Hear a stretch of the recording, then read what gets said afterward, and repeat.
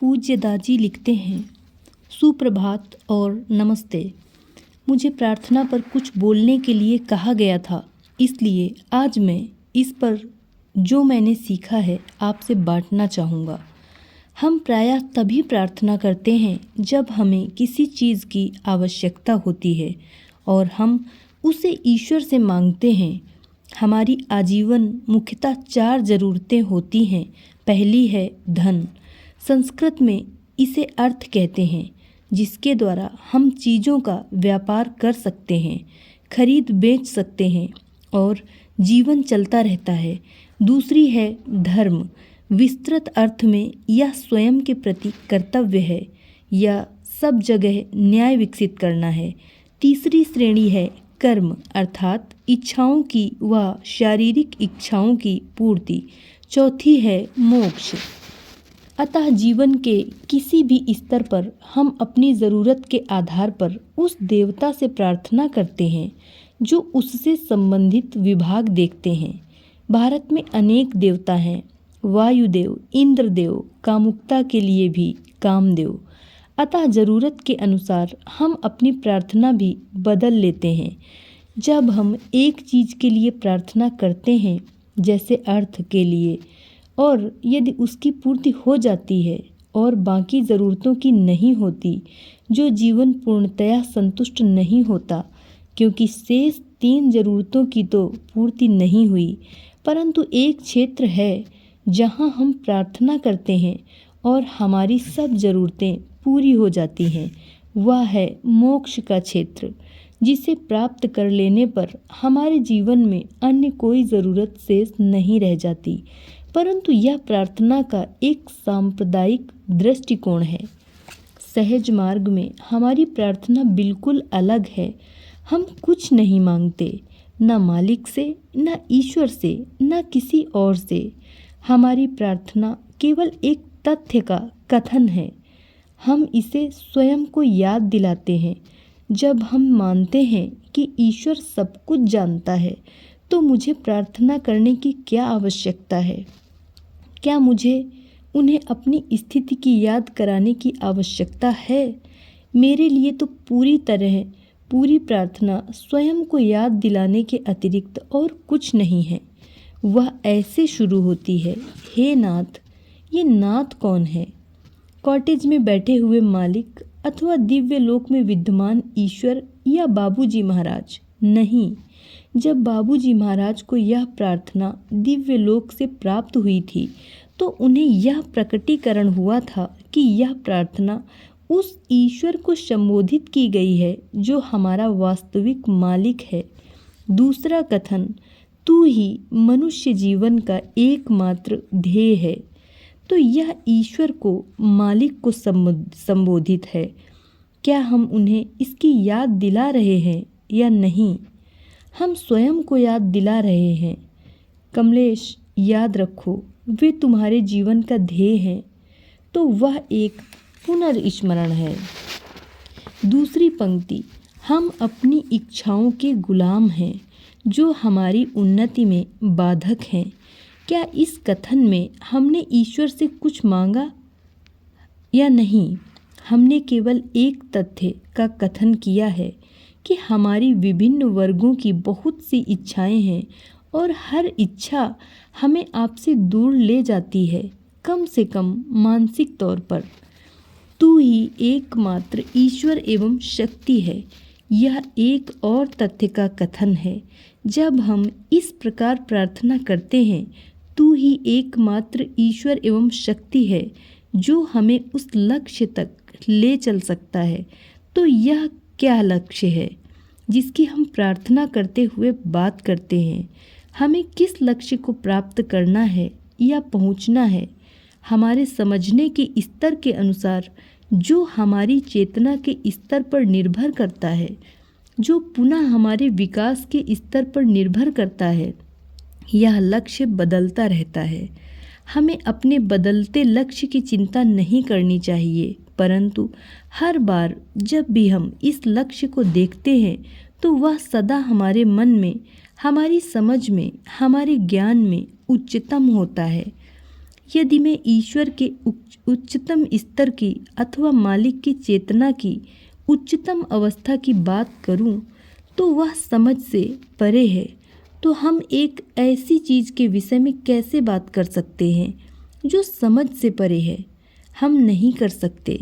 जब हम इस बाह्य ब्रह्मांड की बात करते हैं जो एक दूसरे से खरबों प्रकाश वर्ष दूर है, हम इस बाह्य भौतिक प्रदर्शित ब्रह्मांड को समझ ही नहीं सकते, तो हम उस रचयिता की कल्पना कैसे कर सकते हैं जिसने इस शून्यता को रचा?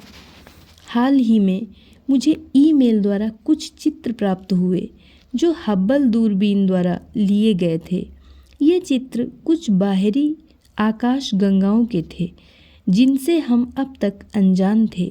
जब उसे ओरियन तारों की ओर प्रक्षेपित किया गया तो उन्होंने सोचा कि उनसे कोई गलती हुई है, परंतु कुछ घंटों बाद जब हब्बल दूरबीन ने चित्र भेजने शुरू किए तो उस 1 मिलीमीटर की चीज़ में से फैलते फैलते अनेक तारा समूह प्रकट होने लगे तथा हर तारा समूह में अरबों तारे, और वह लगातार इस तीव्र गति से फैलता हुआ कि हम उसे मानसिक तौर पर समझ ही नहीं सकते।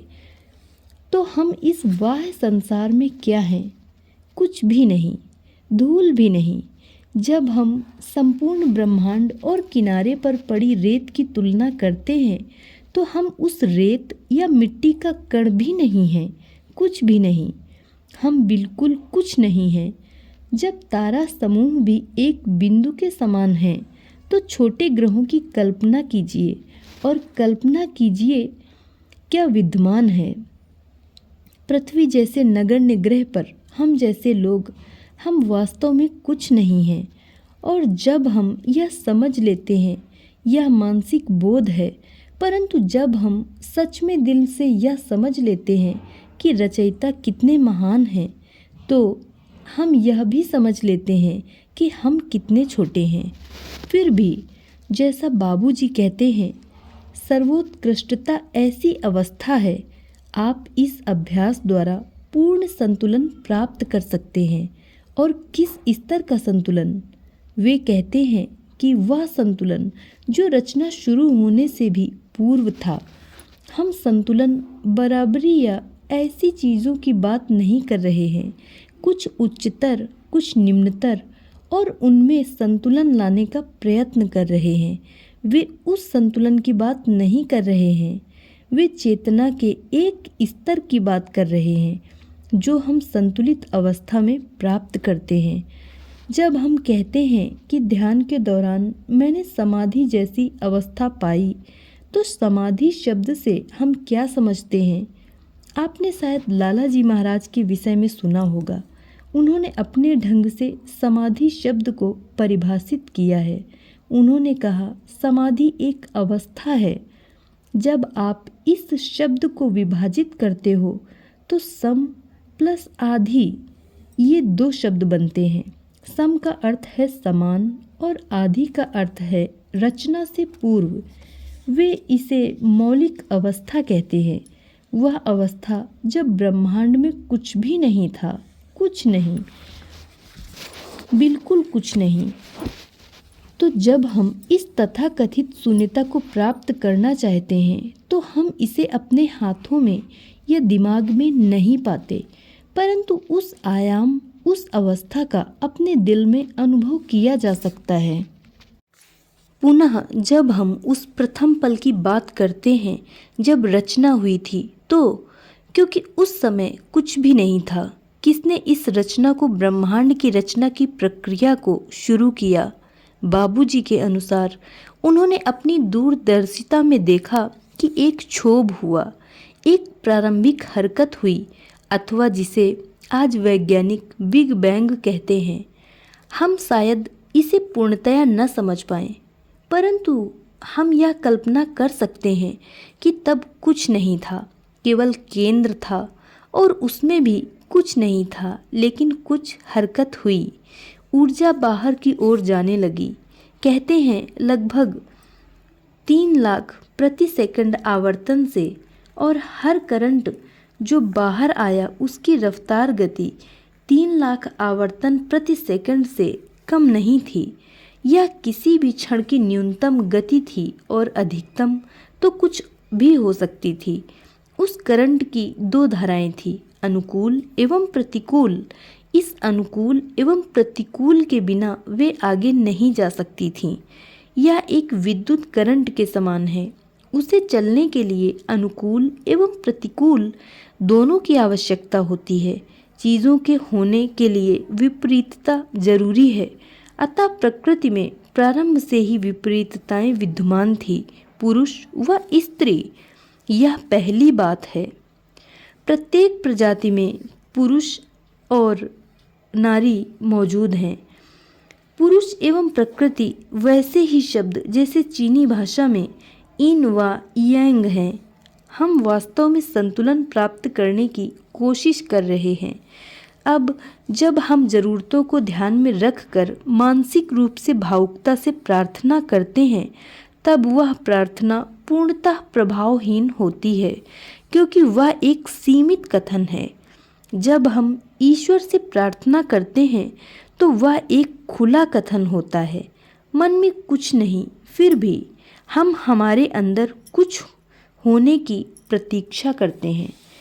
मैं यह भी कहने की कोशिश कर रहा था कि जब ऊर्जा विस्फोटित हुई तो वह सभी दिशाओं में फैल गई थी। केंद्र से वह सब जगह फैली और वह इतनी शक्तिशाली थी कि रचना अभी भी फैलती जा रही है तथा बहुत से और तारा समूह बन रहे हैं। रचना अभी भी जारी है और जब ऊर्जा का केंद्र की ओर लौटने का समय आएगा, जिसे हम प्रलय कहते हैं, पूर्ण विघटन, तब हम, न केवल हम बल्कि सब कुछ, पेड़, पत्थर, अग्नि, सब कुछ अपने स्रोत को लौट जाएगा और उसमें विलय हो जाएगा। तो एक प्रकार से हम उस मौलिक दशा, मौलिक अवस्था जो हमारी थी, उसे प्राप्त करने की प्रतीक्षा कर रहे हैं। वास्तव में हम उस पूर्ण विलयन की प्रतीक्षा कर रहे हैं ताकि हम उसे पा सकें, परंतु हम नहीं जानते कि वह बड़ी घटना कब घटेगी। तो हम क्या करें? चूँकि हम उस बड़ी घटना की प्रतीक्षा नहीं कर सकते जो हमें मौलिक अवस्था में ले जाए, हम अपनी स्वयं की घटनापूर्ण स्थिति बनाते हैं, जहाँ हम अपनी समाधि में चले जाते हैं और अपनी स्वयं की प्रलय लाते हैं, स्वयं का विलयन लाते हैं। अतः रचनात्मक अवस्था फैलने लगती है तथा विलयन की अवस्था सिकुड़ने लगती है। इसका अर्थ है कि बाहर की ओर जाना फैलने की प्रक्रिया है तथा अंदर केंद्र की ओर, मूल की ओर जाना सिकुड़ने की प्रक्रिया है। यही एक कारण है कि क्योंकि बाबूजी महाराज कहते हैं कि आपको ऐसे आसन में बैठना चाहिए जैसे आप बहनों को जमीन पर पलथी मारकर बैठे हुए देखते हैं। यह ध्यान के लिए सर्वोत्तम आसन है, क्योंकि यह सर्वाधिक सिमटी हुई स्थिति है जिसे हम ध्यान के दौरान अपना सकते हैं। और ध्यान का उद्देश्य सभी धाराओं को समेटकर मौलिक अवस्था को पुनः लौटना है। ऊर्जा धाराएं बाहर की ओर जा रही हैं, उन्हें वापस ले आओ। आप हाथों एवं टांगों को सब दिशाओं में फैलाकर ध्यान नहीं करते। आप ऐसे ध्यान नहीं कर सकते। कोशिश करके देखो। ऊर्जा क्षेत्र बाहर की ओर फैलेगा, ऊर्जा बाहर बहने लगेगी और आप हृदय पर केंद्रित नहीं हो पाएंगे। पलथी मारकर बैठने से हम बहुत जल्द विलयन या प्रलय या समाधि की अवस्था प्राप्त कर सकते हैं। तो यह ऊर्जा के विषय में है। हम दिन के आरंभ में तथा रात के अंत में ध्यान क्यों करते हैं? फिर उसी स्थिति के लिए जब ऊर्जा, सौर ऊर्जा संतुलन में होती है, तो हम किसी तरह उस समय का और उस आसन का लाभ उठा लेते हैं। उदाहरण के लिए हम पलथी मारकर ध्यान कर सकते थे, परंतु अब हम वृद्ध हो गए हैं, अतः हमारे पास कुर्सी पर बैठने के अतिरिक्त कोई दूसरा विकल्प नहीं है। हम अपनी टांगें मोड़ नहीं सकते, इसलिए हम कुर्सी पर बैठते हैं, परंतु जो मोड़ सकते हैं उन्हें उसी आसन में बैठना चाहिए। वह हमारे लिए अच्छा है। केवल ध्यान ही नहीं, बल्कि हम शारीरिक तौर पर कैसे बैठते हैं वह भी मौलिक अवस्था को जल्दी लाने में हमारी मदद करता है। ध्यान का स्थान भी जहाँ हम ध्यान करते हैं वह भी आदर्शतः एक ही होना चाहिए, क्योंकि एक ध्यान से जो ऊर्जा उत्पन्न होती है, जब हम उस स्थान पर पुनः लौटते हैं तो वही ऊर्जा प्रवाह वहाँ होता है। आप पुनः वहाँ लौटते हैं तो आप उस ऊर्जा को और प्रबल करते हो। आप उस स्थान पर आध्यात्मिक वातावरण, आध्यात्मिक स्पंदन पैदा करते हो। परंतु ये सब बाहरी चीज़ें हैं जिन्हें अपनाना कई बार कठिन होता है। मान लो आपको बीजिंग से शंघाई जाना है, आपको प्रातः 6 बजे हवाई जहाज़ से जाना है, तो आप क्या करते हैं? आपको हवाई अड्डे पर 5 बजे पहुंचना है और उसके लिए आपको प्रातः 4 बजे घर से निकलना है। आप ध्यान कब करेंगे? तो आप ध्यान को स्थगित कर देंगे। ठीक है, मैं हवाई जहाज़ में बैठकर ध्यान कर लूँगा। हमें इसके लिए अड़ना नहीं है कि ओह मैं अपनी हवाई यात्रा रद्द कर दूँगा क्योंकि मुझे घर पर रहकर ध्यान करना है। इतने मूर्ख मत बनो। हमारी प्रणाली इतनी सख्त नहीं है, यह बहुत व्यवहारिक है। यदि आप निर्धारित स्थान पर निर्धारित समय पर ध्यान नहीं कर पाते हैं तो कोई बात नहीं, किसी अन्य स्थान पर किसी अन्य समय पर ध्यान करें, परंतु ध्यान अवश्य करें। अब प्रार्थना पर पुनः लौटते हैं। जब मैं ईश्वर से प्रार्थना करता हूँ तो मेरे मन की क्या दशा होनी चाहिए? सबसे पहली भावना जो हम सबको अपने दिल में विकसित करनी चाहिए वह है पूर्ण पूज्य भाव की। उस अस्तित्व के प्रति अत्यधिक प्रेम, अस्तित्व के लिए अत्यधिक आदर और स्वयं के प्रति पूर्ण विनम्रता की भावना और नगण्यता की दशा बनाए रखनी चाहिए। जब हम मानते हैं कि केवल वे महान हैं और मैं उनका एक तुच्छ सेवक, तभी उनसे संपर्क स्थापित होता है। इस संपर्क के बिना आप संदेह नहीं दे सकते। अतः मन की सही दशा रचयिता के साथ संपर्क बनाती है। मित्रों तथा परिवार के साथ पारस्परिक संबंधों में भी यदि मैं हर समय अकड़ा रहूं या एक झगड़ालू की भांति व्यवहार करता रहूं या मैं सबसे लड़ता रहूं और कहता रहूं कि मैं सबसे श्रेष्ठ हूं, मैं तुमसे बेहतर हूं, तो जल्दी ही मित्रों के साथ मेरा संबंध समाप्त हो जाएगा। परिवार के साथ मेरे संबंधों में भी समझौता होगा। जब तक हम अपने आप को महान समझते हैं, बाबूजी कहते हैं कि ये महान समझने की भावना आपके चारों ओर एक दीवार खड़ी कर देती है और आपको बाकी ईश्वरीय जगत से अलग कर देती है। तो क्या हम बाकी ईश्वरीय जगत से अलग होना चाहते हैं? नहीं। तो यदि सफलतापूर्वक उनके संसार में अच्छे नागरिक की तरह रहना चाहते हैं तो हमें इस महान होने के विचार को त्यागना होगा। किसी भी जगत में केवल अच्छे नागरिक ही अपने अच्छे व्यवहार के लिए पुरस्कृत होते हैं। बुरे नागरिक जेल में डाले जाते हैं। वे आगे कहते हैं कि यह विनम्रता की अवस्था, नगण्यता की अवस्था चर्चा करते हुए, बातचीत करते हुए हमारे पारस्परिक संबंधों में ही नहीं बल्कि जब हम अकेले होते हैं तब भी हमें वह महानता जो हमारे बाहर है दिखाई देनी चाहिए। और जब कुछ समय में धीरे धीरे विनम्रता की इस अवस्था को विकसित कर लेते हैं तो आप वह सब प्राप्त कर लेते हैं जो ईश्वर प्राप्ति के लिए आवश्यक है।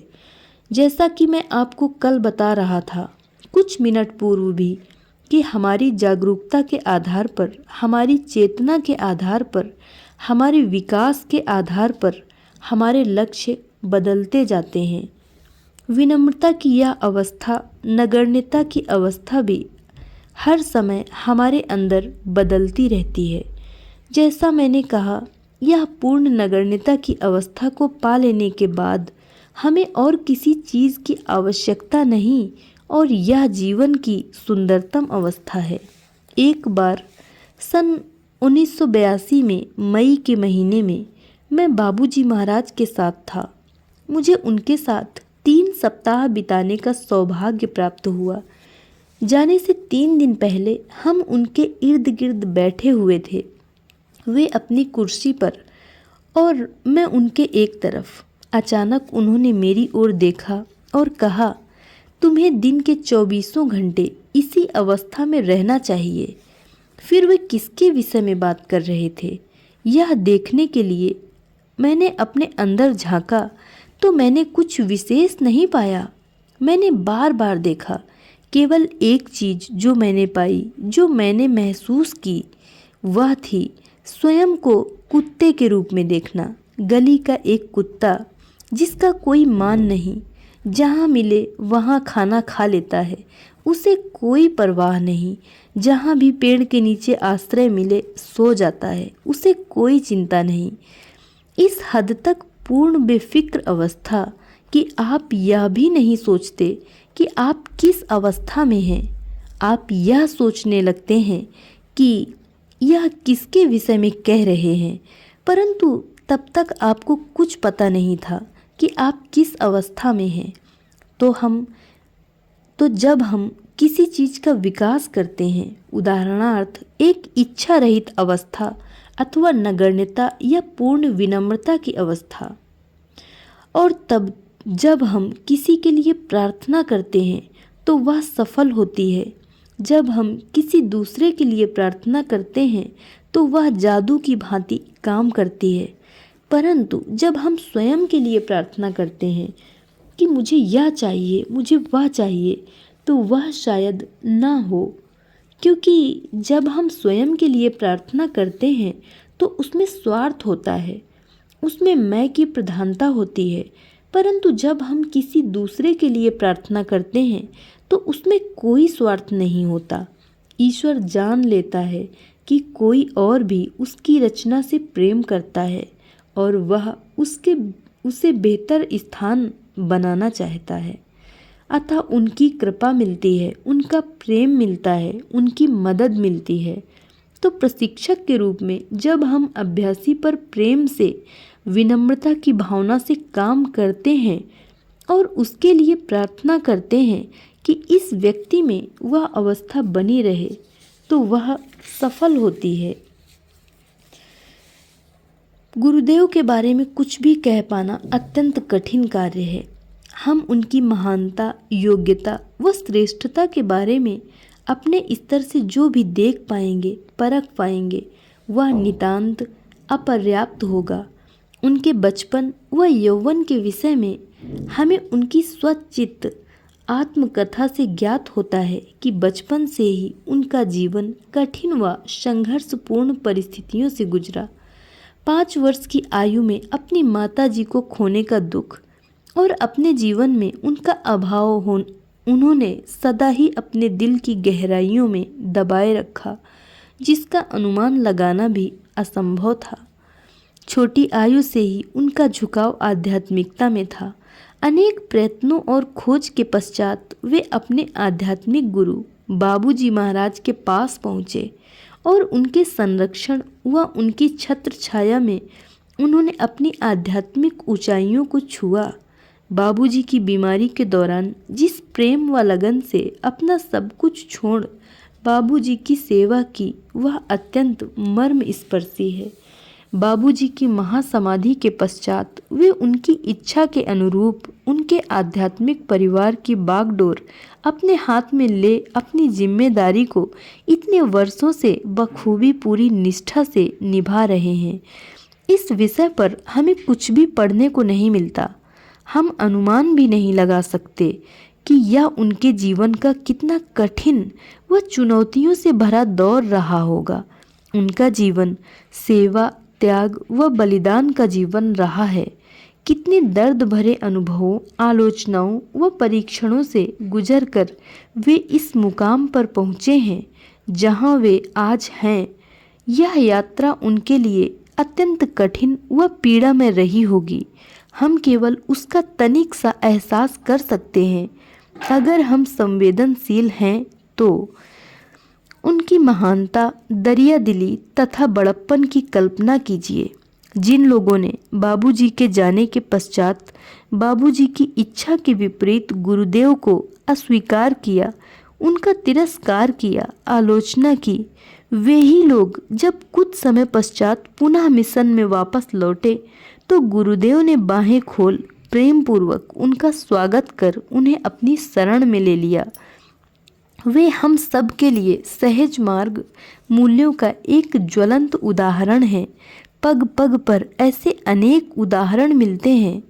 अनेक बार उनके अपने ही विश्वसनीय अभ्यासियों व कार्यकर्ताओं ने उन्हें निराशा व पीड़ा पहुंचाई। इस सब के बावजूद उनके हृदय में केवल प्रेम, दया व क्षमा थी।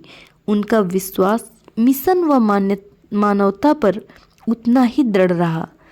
अपने कार्यकाल में निरंतर यात्राओं व कई बार शारीरिक कष्टों के कारण वे थकान की उस सीमा तक पहुंच जाते जहां उनका शरीर सहयोग नहीं करता और वे निढाल हो जाते, परंतु वे सदैव अपनी संकल्प शक्ति व निश्चय के साथ उससे ऊपर उठ कार्यरत रहते। अपनी लंबी यात्रा और थकान के बावजूद जब वे अपने गंतव्य पर पहुंचते और अभ्यासियों को प्रतीक्षा में बैठा देखते तो सब कुछ भूल वे सीधा सीटिंग देने पहुंच जाते। अभी हाल ही में अपनी लंबी व भयंकर बीमारी से थोड़ा सा उभरने पर वे अपनी ट्यूब व ऑक्सीजन लगाए अपनी व्हील चेयर पर अभ्यासियों के बीच आते। कुछ समय बाद थोड़ा और ठीक होने पर वे सीटिंग देने लगे और प्रसन्न मुद्रा में उनसे बातचीत भी करने लगे। उनको ऐसा करते देख कर हम सोचते कि मास्टर अब ठीक हैं। हम कल्पना भी नहीं कर पाते कि इसके पीछे उन्हें कितना प्रयत्न व संघर्ष करना पड़ रहा है। हर बार जब वे सीटिंग देते हैं तो उनकी सारी ताकत व ऊर्जा लग जाती है। उन्होंने जीवन भर अपनी परवाह किए बगैर अभ्यासियों का कल्याण, उनकी खुशी को सर्वप्रथम रखा। अभी हाल ही में उन्होंने कहा कि प्रातः मेरी तबीयत बहुत खराब थी, परंतु किसी प्रकार मैं तैयार होकर आपके बीच आया, सीटिंग भी दी। अगर मैं ऐसा कर सकता हूँ तो आप क्यों नहीं। उन्होंने अपनी मानसिक रूप से शक्तिशाली होने की बात की। हम अपने छोटे छोटे कष्टों को सहन नहीं कर पाते और मास्टर के पास इस आशा से जाते हैं कि वे सब ठीक कर देंगे।